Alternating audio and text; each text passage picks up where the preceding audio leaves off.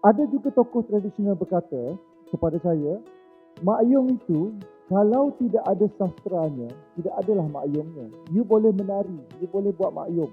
You boleh menari, itu nama Mak Yong. Tapi kalau you hilang ucatan tetapnya, hilang beberapa mantra, bangkit dalam Mak Yong itu, hilanglah Mak Yong itu sendiri. What's your say, Wan? Okay.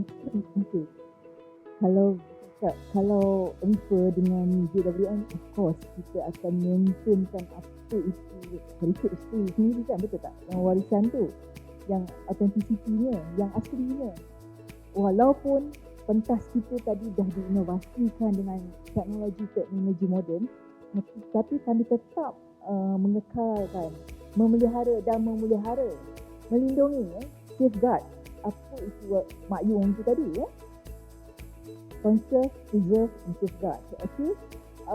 Kalau tidak, dia akan hilang. So, yang kita punya masterpiece of oral tadi kita tarik balik lah. Jadi, kalau misal kata ada di kalangan kita yang betul-betul rasa nak menjiwainya, dengan penuh jiwa tu, saya rasa patutlah diteruskan. Sebab ada, maksud saya, sumber-sumber yang boleh tuan dapatkan daripada mana-mana agensi di bawah Kementerian Pelancongan dan Kebudayaan dalam apa bentuk. Dia bercakap dalam bentuk bantuan ni, bukan duit saja, bukan keuangan dia. Mungkin ruang untuk latihan, pakar-pakar, tokoh-tokoh macam kami di Jabatan Warisan Negara, kita ada tokoh orang hidup. Okay? Kita ada living treasure, anugerah tokoh orang hidup. Okey, kalau misal kata tuan-tuan ni rasanya naklah memiliki anugerah-anugerah tersebut tu, saya rasa itulah peluang-peluangnya. Maksud saya tadi, perkara-perkara itulah yang perlu kita amati, kita pelajari. Jadi, untuk mengambil kira dalam bidang pembelajaran begitu, yang maksudnya kita lapis di situ tadi, itulah yang mengekalkan maksudnya warisan tersebut. Sekarang saya ada satu soalan, kerana selepas pengiktirafan Mak Yong 2005 itu, Jabatan Warisan sebenarnya sudah berperanan secara aktif pada masa itu, pada 3 tahun ke 4 tahun selepas itu, di mana guru-guru, tokoh-tokoh Mak Yong di negeri-negeri, di daerah-daerah diberi ada dana khas untuk mereka membimbing generasi di sekitar, komuniti mereka untuk belajar Mak Yong. Tetapi hal itu tidak diteruskan. Juga. Hari ini ada berlaku tak? Memang kita membantu dari aspek tu, kita bagi dalam saluran dana, contohnya kan dalam aspek semua persembahan kultur tradisi, contohnya macam wayang kulit dengan Pak Wan Su, kita adakan bengkel ni, kita wujudkan bengkel ni supaya ada latihan. Tetapi dalam aspek saya, apa yang boleh kita kerjasamakan, contoh dengan Aswara lah. Tapi untuk mendapat yang pure, really pure, yang macam Tuan Moderator dia bercakap maksudnya nakkan oral dialek Kelantan ni betul-betul tu dia menteri tu, memang tak, masih kurang lagi. Sebab saya rasa kita ada masalah di sini, kerana kita tidak, guru di kampung itu dia tak akan buka kelas, dia kena ada orang yang kita hantar untuk berguru, barulah mereka belajar. Tapi sekarang ni mereka duduk di kampung, macam kita sekarang yang berlaku lah Pak Wan Midin di Pasir Mas, sudah stroke, sekarang kena angin ahmar, dia akan hilang begitu saja. Itu tokoh orang hidup yang hilang saja, dibiarkan begitu saja dan tidak ada anak murid daripadanya. Kalau yang bertuahnya adalah Fatimah Abdullah yang sudah ada di Kuala Lumpur, yang kita angkat bawa ke ASK di Aswara untuk mengajar, itu memang ada. Dan itu datang daripada struktur yang formal. Tapi mereka yang tradisi itu, macam Mak Suti di kampung Besut sekarang ini, tidak ada. Dia cuma anak-anaknya saja yang ada. Dan hilang di situ dalam kumpulan keluarga yang kecil saja. Kita hilang. Mek Imah di Pasir Mas, di kampung Gabus Pasir Mas juga tak ada. Tak ada. Anaknya menjadi rela untuk menampung hidup mereka, untuk mereka. So dia hilang begitu saja. Mak Sunah di Macang, tak ada. Mengasuh cucunya saja di kampung. Itu adalah antara payung-payung yang masih hidup dan dibiarkan begitu saja. Yang saya rasa kita, salah satunya, Akta Warisan itu adalah patutnya memudahkan hal inilah sebenarnya, menghidupkan memang yang lama akan pergi, tetapi yang baru harus bercambah dan menghidupkan balik yang inilah. Itu pandangan saya. Okey. Ahli panel masih di sini. Kita akan buka kepada Q&A, question and answer session. Mungkin dalam kalangan hadirin semua ada soalan yang boleh kita bincangkan. Silakan, Puan. Assalamualaikum. Saya Minot. Saya ingin berkongsi. Saya mula mengenali Mak Yong pada tahun 1996. Masa tu saya event manager di Royal Lake Club. Persoalan saya sekini saya nak tanya, kita yakin tak Mak Yong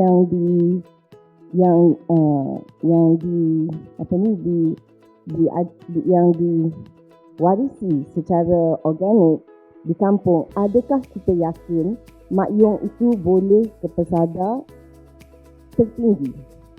Pada tahun 1996, saya telah telefon JKKN Kelantan untuk menanyakan saya ingin pementasan Mak Yong.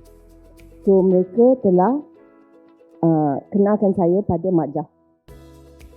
Jadi saya bercakap dengan Mak Jah, saya kata okey, saya nak tunjukkan Mak Yong, nak tunjuk pada tuanku di Royal Lake Club.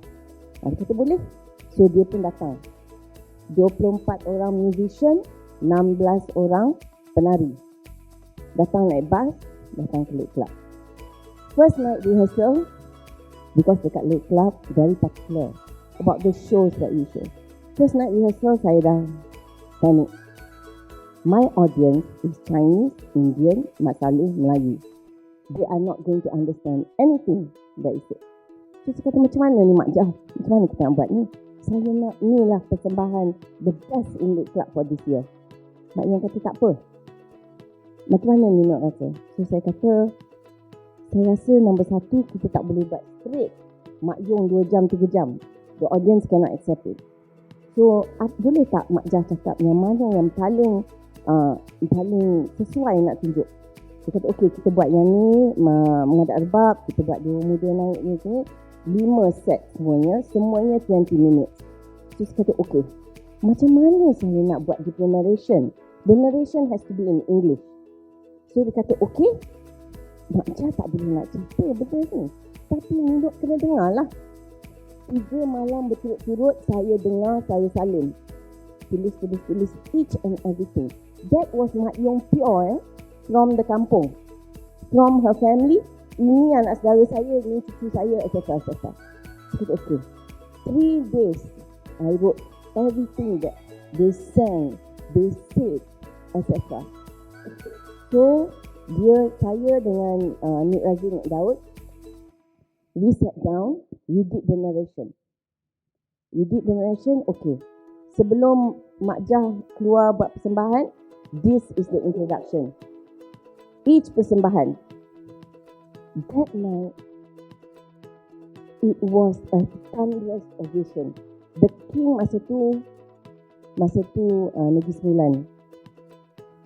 He was so happy. He said, I have never seen Mak Yong. I have never seen Mak Yong presented this way. The audience daripada Chinese, Indian, Mat Salleh semua, Melayu, terkagum.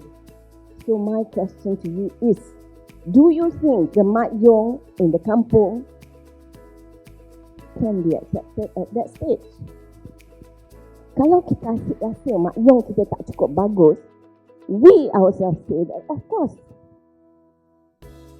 we must believe it is good enough. Tetapi there must be improvement. What is done today is also important. So I feel, my opinion is that the Mak Yong must be allowed to develop in the kampung. Itu dia punya jiwa. Don't kill that. At the same time, have Asmara and all that. 1996, Mak Jah tak datang. Asmara tak baru tidak baru ada. Yeah. So I feel what we have in the kampung is so beautiful. Don't kill it. Don't kill it, but bring people there. Make it a conducive community that can support themselves with the Mak Yong. And then, on the world stage, we still have what we have. I think the other thing that we want to ask, number one, yang kampung boleh tak datang ke the world stage. We must have confidence. It is good enough. It is our heritage. Number 2, is Mak Yong going to be the thing that we are going to showcase whenever we go all around the world? Ataupun kita kena, we must have this, and Mak Yong is one of them. Shouldn't Mak Yong be the showcase? Because it is masterpiece of the world. Lepas tu barulah yang lain tu. Ya. Okay? The third question is, then the third point, lepas ni habis The third point is, where are we going to in our country 24/7 or 365 days a year we can find Mak Yong? When are we going to have that? When are we going to have a theatre that has Mak Yong every night? Macam West End ke, macam what is it in New York, whatever it is lah. Where are we going to have that? Lepas tu kita ada the props ke, the costume ke, etc. When are we going to have that? What center are we going to provide for that? Sebab keunikan yang ada pada Mak Yong ni lain daripada teater-teater tradisi yang lain. Dia mempunyai auranya tersendiri. Dia mempunyai, kata orang tu, dialek dia yang indah, susun atur jalanannya. Kalau kita pusing-pusing, kita dah sampai di negeri lain. Ibarat macam opera Cina juga. Tetapi ini, kata orang, similar lah dengan opera Cina.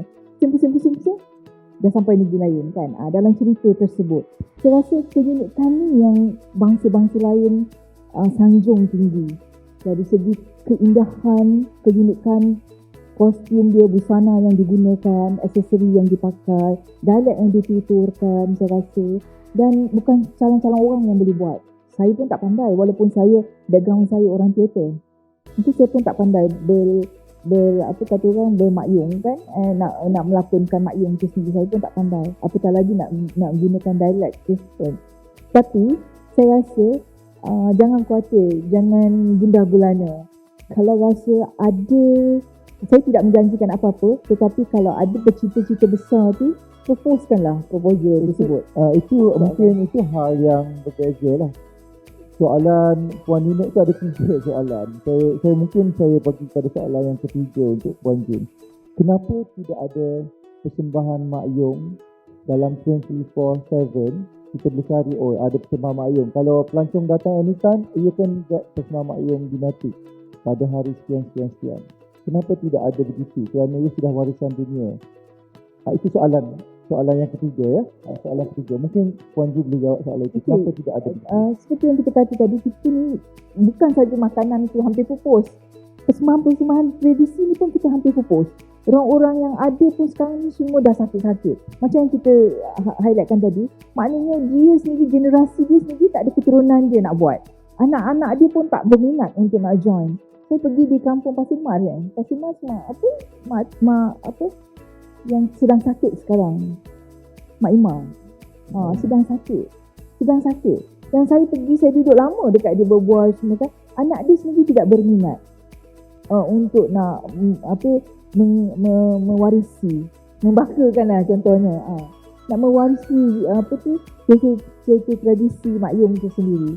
So apatah lagi orang lain. Cuma orang-orang yang betul-betul berminat untuk meneruskan adalah orang-orang akademik yang banyak, yang rasanya benda tu betul-betul talented, saya rasa. So dalam period yang tu, memang periodnya saya rasa waktu tu lah waktu kata orang tu period era trans. Tapi saya rasa soalan itu dia menyentuh tentang polisi dan cara kita melayan sebuah warisan dunia. Kalau kita pergi kepada persembahan tarian tradisional, you can get it dekat Matic.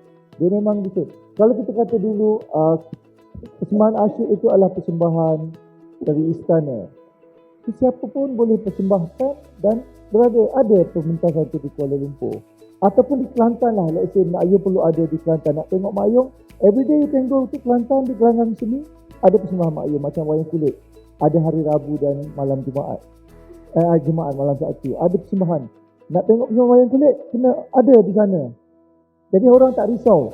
Jadi sekarang ni Mak Yong tak ada pun di Kelantan. Itu soalan dia. Macam saya cakap tadi lah, Mak Yong dah makin lama makin hampir pupus. Jabatan Warisan Negara ni sebenarnya dia memelihara. Yang untuk membuat persembahan-persembahan tertentu adalah JPTN. Kita salurkan apa emboss, maksudnya kerja-kerja sama yang boleh kita bantu.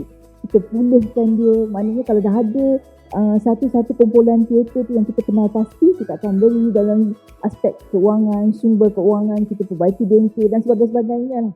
Setakat ni ada ya Puan? Setakat ni yang wayang kulit tu memang kita buat. Okay. Untuk Mak Yung, so far kita bantu contohnya macam maksudnya tokoh yang kita dah anggap dia betul-betul tokoh orang hidup tadilah. Okay. Saya rasa soalan 1 dan 2 Puan Inok dah jawab sendiri tadi. Masa Yuhura tu dah ingat perlu ada pengubahsuaian untuk audiens yang berbeza. Dia tidak boleh ada audiens dari Mak Yung kampung. Dia memang untuk komuniti dia lah. Kalau saya komen sikit. Semasa pengiktirafan tu, dalam proposal tu sebenarnya memang ada UNESCO peruntukan untuk buat penambahbaikan di Pasir Mas ada satu, di rumah Cik Manggabus, di Kota Baru ada satu, di rumah Mak Suti tu, pondok dia tu memang itu hasil daripada pengiktirafan juga tu sebenarnya. sekarang dah tak ada. Dah rubuhkan dah. Dia pun pindah rumah. Dia pindah rumah baru. Jadi maknanya itu sebenarnya niat Jabatan Warisan tu untuk siapa-siapa yang datang di kampung di Pasir Mas tu dia boleh tengok wayang kat situ. Jadi masalahnya pemantauan tak ada satu. Yang kedua masalahnya kebanyakan orang-orang Mak Yung tu dia akan lahirkan mengikut keturunan dia. Sukar kalau orang tu tak pandai bahasa, tak pandai apa, susah untuk dikembangkan.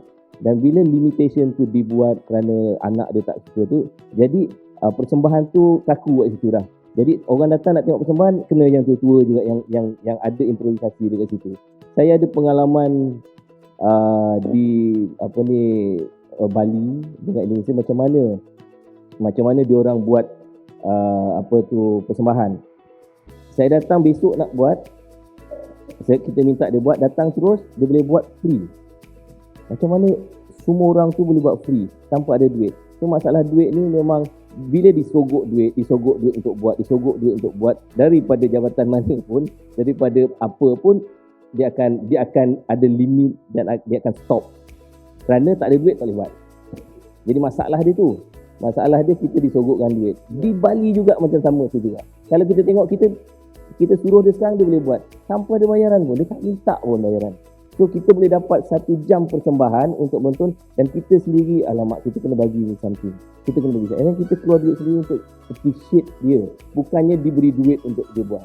Jadi maksud saya, masalah saya tengok bahawa bila kita disogok duit satu dan kita kumpulan tu inisiatif dia tak ada untuk melahirkan di luar daripada generasi dia, di luar daripada keturunan. Berlaku di JKKN Kedah apabila perintisan menorah. 6 bulan dia buat perintisan menorah tu, akhirnya JKKN rasa jam sebab kenapa tak ada orang baru?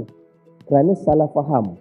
Dia kata inilah orang baru dia yang dia buat tu. Sebenarnya orang baru tu dia punya sepupu, dia punya anak saudara, dia punya apa semua. Itulah dia kata orang baru, walaupun anak saudara dia tak tahu, tapi dia rasa generasi baru tu adalah keturunan dia juga. Bukan generasi luar daripada keturunan dia, luar kepompong dia. Jadi Kedah pun berlaku perkara yang sama juga.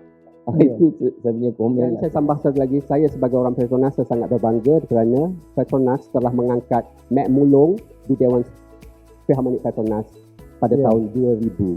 Tahniah Petronas. Untuk makluman juga, Mek Mulong sebenarnya kita nak mengangkat sama-sama juga dengan songket dan silat yang saya cakapkan tadi yang kita angkat ke UNESCO Paris. Tapi sekarang ni dia dalam lagi kita punya backlog of file untuk dia kita kirakan persembahan tradisi yang urgent tradisi lah yang kita simpan ya. Okey. Ada soalan lain lagi Puan ya? Bukan soalan, satu pandangan dan mula-mula sekali saya ucapkan berbanyak-banyak terima kasih. Saya selalu rasa bertuah lah kalau dapat datang walaupun di hujung minggu dan sebagainya, sebab ini adalah ilmu dan bagi saya tak ada benda yang berlaku secara coincidence. Mesti ada sesuatu. It's always by design. Semua orang yang ada dalam space ni hari ni pun bukan berada di sini kerana coincidence. Ada sebabnya yang tertentu. Dan saya nak tweet sikit pasal yang Zahari sentuh tadi. Sebab tu kami buatkan program Art for All atau seni untuk semua. Because we are one Malaysia. Masih ada lagi suara-suara ownership saya, amba orang Kelantan, amba saja boleh buat Mak Yung. Konflik tu memang berada dalam diri saya. Ayah saya orang Kelantan, mak saya orang Perlis. Tahun 60-an belum ada lagi orang Kelantan yang kahwin daripada, jarang ada yang kahwin daripada luar Kelantan. Ayah saya dah sahut cabaran tu. Jadi kami mengalami masalah tu, balik cuti sekolah ke Kelantan, air, gotu, goni, bila lepas tu terus balik pergi ayak, apa. Kami terpaksa bernilah. Kalau pergi universiti di US, bila orang Kelantan bergaduh, saya masuk Camp Perlis. Bila orang Perlis bergaduh, saya masuk Camp Kelantan. I think we should stop all this. Dan melalui Art for All dan sebagainya, apresiasi seni dan sebagainya, setiap usaha yang kita buat, all of you yang berada di depan saya, yang dalam ruang ni pun, kita kena gunakan juga pentas-pentas seni, pentas apa sekalipun, first of all untuk menyatu padukan. Macam yang Cik Sukarno cakap tadi, I really like, it's a nation building punya mission. Walaupun orang nampak simple, dan saya kagum bila Dr. Hadi explain that movement dalam Mak Yung ni related to our religion, something that kita tak tahu.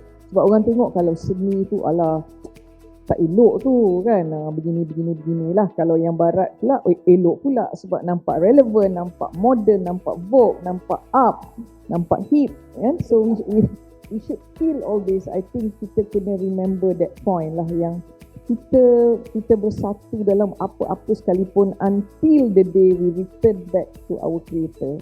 Masa tu barulah kita tak boleh judge sesiapa pun, kita tak boleh judge orang tu, orang ni dan orang apa sekalipun. And I really appreciate this session and thank you Ken for moderating. Okay. Dr. Hati, want to say something? Saya nak echo balik lah apa yang even Puan Nok sebut tadi tu kan. Our concern juga sebab walaupun kita dalam memperkasakan Mak Yung ni, I think somehow kerisauan itu ada because perjalanan Mak Yung tu memang dah lama, tapi kerisauan ni tetap ada, whereby apa yang Nok sebut cakap tadi, saya rasa benda yang dah lama kita simpan, tapi macam mana kaedah, metodologi, macam mana kita nak sustain the performance sampai ke level yang lebih tinggi, kerana kerisauan bahawa kita hanya bergantung kepada beberapa individu sahaja. Kalau individu tu tak ada, macam kita sebut tadi lah, kita cakap yang veteran-veteran tak ada, macam mana? Kalau apa yang ada sekarang, kalau individu A, B, C tak ada, macam mana? So, persoalan ni tadi bagi fungsi kepada pihak yang tertentu lah. Bagaimana you nak really firm with the decision whereby you must have so-called a policy ataupun penetapan. Okay, dalam 1 tahun katalah, for instance Sukan Budaya, contoh saya katakan, mesti wajib at least ada 2 persembahan Mak Yung dalam setahun. Put aside the budget, at least 2 atau 1, I do not know. Ya, KPI. So, itu satu benda yang penetapan. So, you have to all out. Mesti buat. Tak boleh langsung tinggalkan. So, saya rasa perlu ada banyak gabungan. Bukan satu individu, tetapi juga daripada jabatan-jabatan yang berkaitan. Terima kasih Dr. Hadi. Ada any question? Dr. Wong ada question?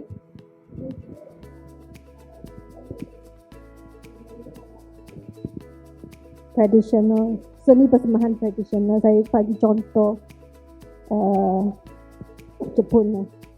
Semua orang tengok kabuki tu, you ingat siapa yang memelihara benda tu? Bukan kerajaan. Kabuki is shochiku. Yang you nampak all the film, it's a film company. So shochiku yang memperkembangkan mula-mulanya. So I think kalau Petronas, this is intangible cultural heritage. Dia boleh tarik balik. Actually, boleh tarik balik. Kalau dia tak, no longer is that kind of quality, the value is not there, boleh tarik balik. So, for me is like, kerajaan, dia kena jaga semua. So, kalau dia hanya jaga Mak Yung, orang akan complain juga kan. But I think overall kerajaan semua kena jaga sikit-sikit.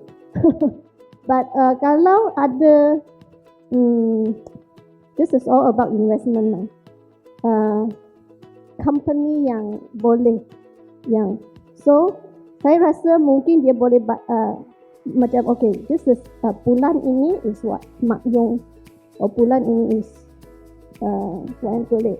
Macam JKKM yang buat tu, but JKKM more focus on bangsawan lah. So bila orang luar datang, kita boleh kata, oh bulan-bulan ni sekian-sekian dia boleh pergi Panggung Bandaraya tengok bangsawan. But yes, I setuju.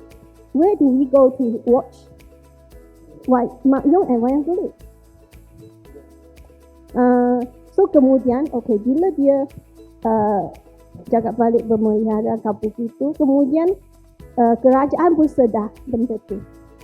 Jadi if you see the art form of Jepun, dia ada selain daripada kabuki, ada no kan, and then ada bunraku. Jadi panggung dia pun berbeza, lain. Sebab art form tu memang kena di persembahan di no, panggung no. Bunraku mesti di bunraku. That's why National Theatre dia ada dua jenis type. Satu is for traditional. Satu is for the contemporary arts. So bagi saya, kalau that kind of policy, I sangat rasa is fair enough for yang bagaimana kita menjaga pemeliharaan seni persembahan tradisional kita, and at the same time, people who are doing arts, practice art, they can have a platform to present that work. Thank you, Doktor. Terima kasih. Sikit lagi, saya cuma nak maklumkan kepada semua yang hadir ni, tuan-tuan boleh mencari ekoran daripada Dr. Wong cakap tadi, mencari penaja daripada mana-mana, bank ke daripada mana-mana, dan badan-badan tertentu boleh mendapat pengecualian cukai 700,000 untuk setahun. So borang itu macam mana tuan-tuan nak dapat, ada di kementerian kami, Kementerian Pelancongan dan Kebudayaan. Kalau tak faham pun boleh refer dengan saya lah. Saya bagikan dia punya guideline, kita ada. Bolehlah kontak Jabatan Warisan Negara, cakap nak bercakap dengan saya, Junaidah Saleh. Dalam hal ini mungkin semua orang tak tahu lah, ramai orang tak tahu ya. Boleh dapat pihak-pihak penaja macam contohnya CIMB Foundation. Diorang semua ada yang memberi tajaan tersebut. Tapi tuan-tuan kena faham lah, kena kerap lah. Memang dapat pengecualian. Okey, terima kasih Puan Jun. Jadi saya rasa kita pun sudah ke hujung, sebab selepas ini kita akan menyaksikan persembahan Mak Yong. Mungkin saya boleh rangkaikan semuanya perkara pada petang ini. Tak banyak yang boleh kita bincangkan sebab masanya pendek saja. Tetapi pihak UNESCO sendiri pun sebenarnya membenarkan kesenian tradisional itu untuk diimprovisasikan, diproductionkan dan membenarkan hal-hal kreativiti dalam kesenian tradisional. Jadi apa yang Mak Jah lakukan itu adalah part of usaha untuk menghidupkan Mak Yong itu sendiri. Tapi bak kata Dr. Hadi juga, yang di kampung biarkan di kampung, biarkan dia aktif dan segar di kampung. Kita yang di Kuala Lumpur benarkan, kalau bukan orang Kelantan ke orang Jawa nak main Kelantan pun mainlah. Sebab itu benda-benda yang boleh menghidupkan kesenian itu. Bagai kata Richard Bowman sendiri, kata kesenian itu akan hidup kalau kumpulan itu menghidupkan kesenian itu. Jadi kita, bangsa Malaysia ni harus hidupkan kesenian kita. Kita tak boleh hidupkan kesenian lain. Hilanglah kita ya. Itu saja saya rasa petang ni. Terima kasih Dr. Rosdin, terima kasih Puan Junaidah, terima kasih Dr. A.S. Hardy dan Cik Rosnan Rahman. Terima kasih.